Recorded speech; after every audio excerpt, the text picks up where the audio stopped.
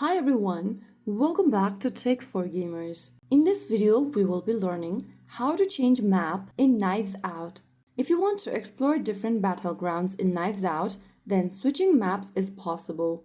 First of all, open the Knives Out game on your device, and in the lobby screen, you will see the classic mode option on the right corner. Just tap on that. Under classic modes, you'll see different map options.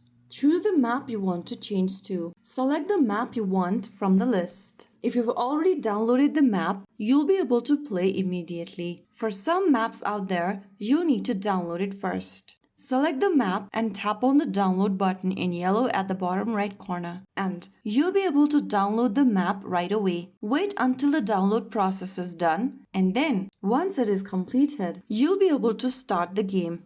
So that is how the map selection works in Knives Out. If the game does not let you pick the map, then try switching between modes if available. In my case, I only have the classic mode, but it might differ in your area or region. So that is how you can easily change your map in Knives Out. If you found the video helpful, don't forget to like, share, and subscribe to our channel. I will see you again in the next video. Stay tuned and thanks for watching.